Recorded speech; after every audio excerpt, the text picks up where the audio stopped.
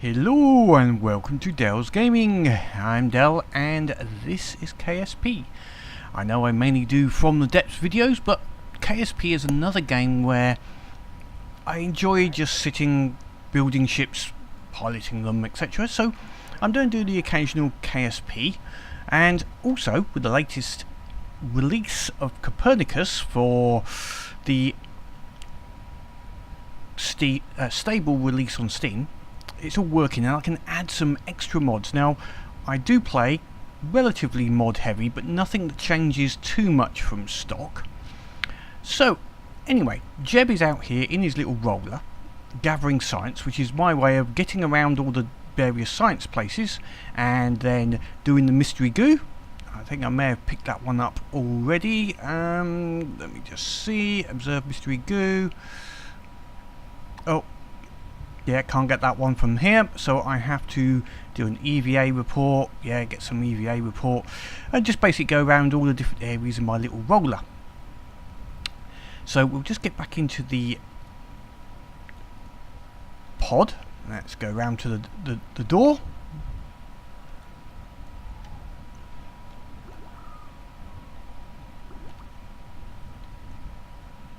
And board. And we'll recover the vessel, because this particular playthrough as such of KSP is going to be a little different to what I've seen most of the time. Let's just recover the vessel quickly. So getting some science from my roller, going around various areas and recovering the vehicle. Now you'll notice that the colour of the grass here is a little different to normal, and that's because of scatterer and distant objects, etc. that I've got running. But the main reason is because of Copernicus inside the tracking station here. You'll notice there is a lot more rings than normal. We've got some extra planets, Sarnus, Erlum, Neldon and Plock, and they're from the Galaxies pack. We've also got an orbiting system with its own little sun and more planets. And finally, if I go out far enough, there is a completely new system effectively orbiting Kerbin. So the plan is to go and investigate, because most people know, let's get on to Kerbin. Most people know how to how to do the standard planets, and how to, you can just look up on a wiki how to get to Dres or Joule, etc. These other planets, I don't think there's much information on. I'm sure there is, but it's still going to be interesting to work out how to get to each of the planets and investigate and make my way there. The other idea is Jeb has got a little bit tired of having to be resurrected in the astronaut sector all the time, with all of these people seeming to be keep on killing him, basically, in a fiery mess at various times, and he's getting a bit fed up with that. So Jeb's big plan is that he wants to take lots of Kerbals off of Kerbin to these other planets, away from the nasty Twitch and other game players, so he can't be killed every day. It's just getting a bit boring for him. So we need to go through and get a lot of science to build the big engines and upgrade engines so that they're capable of getting into those further places. We also have some colony building colonies and some generation ships, because I like building big ships in space to go to these other areas, because it's going to take a while. And finally, I also am running Kerbilism, which we don't have anything, which means life support. I have to worry about the life support on each of the ships and make sure I have got enough food, oxygen, electricity, etc. to send out these Kerbals to these faraway places. Anyway, that's the big plan. Now, the first few episodes of this is basically going to be setting up the environment, and that's going to be gaining science around KSP, which I won't record, and also setting up some of the very first little contracts. So one of the things we all want to do, I'm sure most of people know this, is go and have a look at what contracts are available. So obviously we got some easy ones like launch our first vessel. This is all the perform experiments around the KSC, which is we're going to be doing it in our roller, so we might as well get some money for it, and the escape the atmosphere. Oops, I've only got a limit of two at the moment, two options at any one time. Okay, that's fine, my active one's there. So we're going to use these to build up. I also have contracts in there for tourism and some scientific ones, just to help get a little bit of money and science in there, because we're going to be building some big ships. Now I could do this in sandbox, but I like a challenge. Other changes I've got is in the settings we're going to have full part limits for G tolerances, pressure limits, so we're going to be testing all of these planets and what we can and what we need. So it's going to be quite interesting building ships which are resilient enough to go throughout the solar system. So for now, let me just go and get loads of science.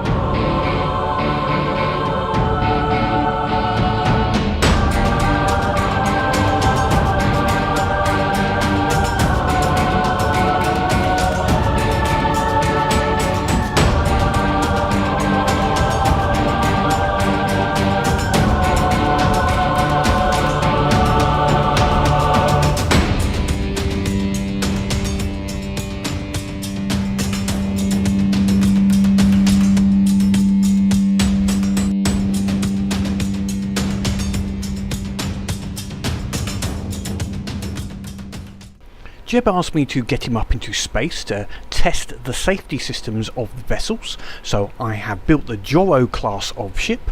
Jeb had a look around, make sure the oil levels were good and no red lights, and then we were off using my usual 70-degree pitch once we get to 100 meters a second.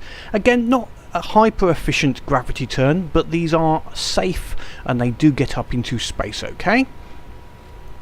We just had a quick check of the food. He's not to be up there long because we've only got 5 days of fuel.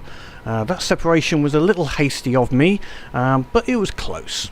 And we use the flight computer to circularize our orbit once more. I do tend to use the remote tech as like a remote flight computer, which, to be honest, these systems would have. So I don't see that as cheating. It's not. I don't like using mech Jeb, but using the real tech computer's okay. So we burn to circularize our orbit, not too high. I think we were about 85k or so.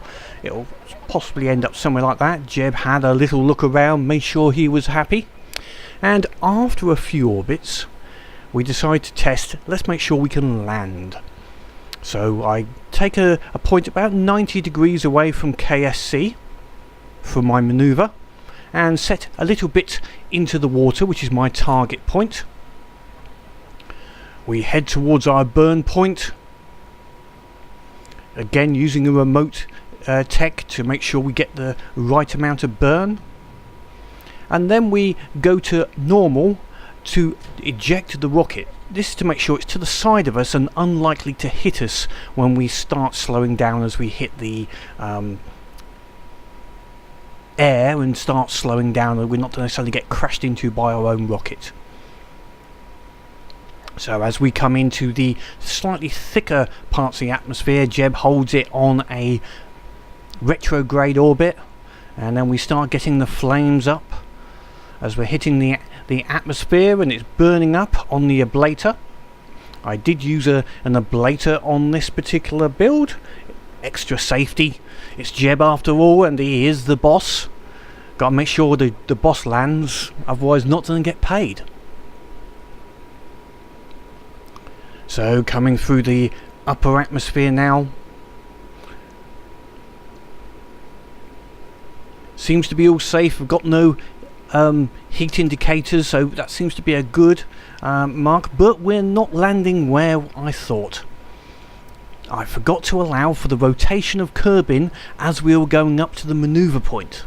So it's going to be a landing on land, which seems a bit silly to say, but it's a landing on land. Now hopefully we won't squash any Kerbals, because that would be certainly against what Jeb is thinking is the whole plan here. And luckily we are in just a field, and the parachute opens and lets Jeb down nice and safely. And we bring back some science. So that's the end of this episode. Next episode we're going to be looking at a couple of contracts to take a tourist up into space and also get Jeb up into space for 30 days. So hope you liked that video and this idea I have. But until next time, keep playing the game and have fun.